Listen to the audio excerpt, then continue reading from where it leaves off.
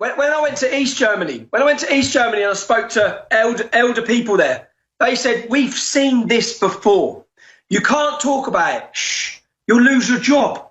This is communism. We've had communism. We've got away from that. Now we have the same with Islam. You can't talk about Islam. You can't talk about the refugees. You'll lose your job. You'll lose your work.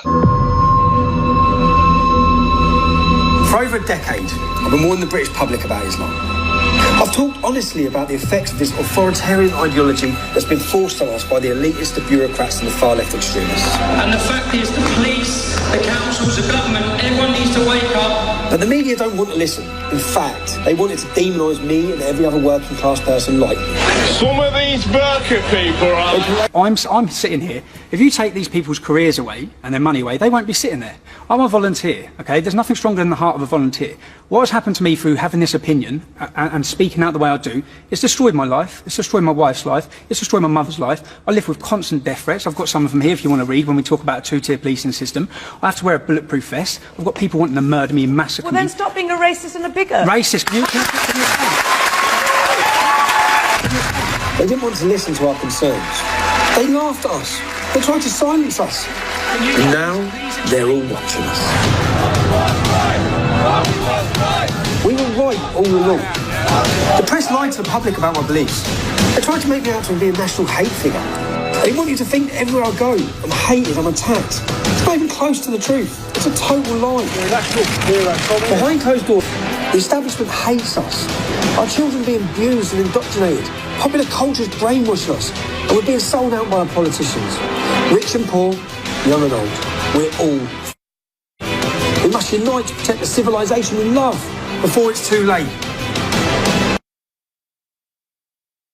This is from Martina Sellnera. Dear friends, dear Britons, and dear lovers of free speech. I assume you are all lovers of free speech because you have come to Speaker's Corner.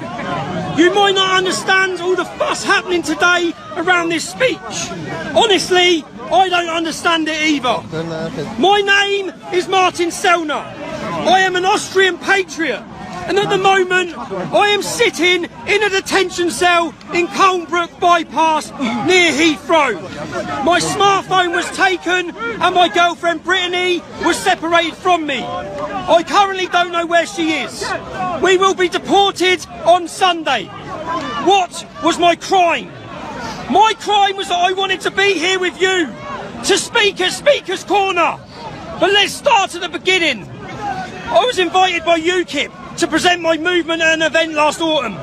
I represent Generation Identity, a patriotic European youth movement that is raising awareness for mass immigration and Islamisation. Far-left people call us right-wing. People who want to shut down free speech call us fascist. And folks who hate their own culture call us racist. In reality, we're a group of young patriots fed up with the system, the mainstream press and the lying politicians. We use peaceful activism to make our voices heard. And contrary to our friends on the radical left, who are probably swarming you right now, we never wear masks. I should be speaking in a neat, warm conference room right now. And you should be sitting comfortable chairs. Instead, I'm in my cell and you're on the streets in a standoff with the enemies of freedom of speech. This is very telling.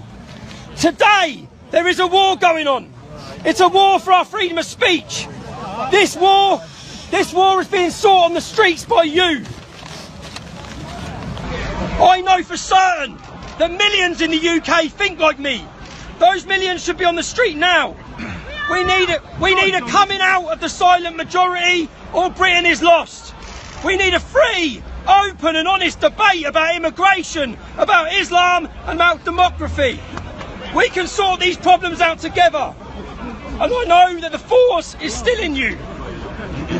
With your Brexit vote, you stun the world. The will for the life of the British nation is not broken. People of the UK, remember who you are. Remember your glorious past. You are the sons and daughters of knights, of kings, of explorers, philosophers and artists. Who is the sovereign in this country? It's you, the people. You, the silent and invisible majority. who said no during Brexit. You can say no again. No to Islamisation. No to mass immigration. And no to the Great Replacement. And yes to your identity, your security. Yes to your heritage and the future of your children. And all this is impossible without freedom of speech. Need vodka.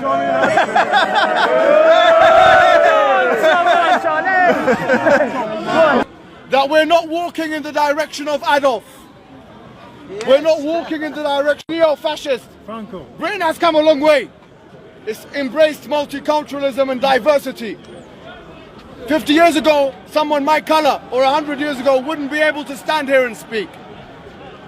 Those individuals have been prescribing, or have been recommending, or have been telling us that in fact we should treat Muslims differently. What's universalist about that? What's tolerant about that? What is multicultural about that? What's democratic about that? These people are hypocrites to the core.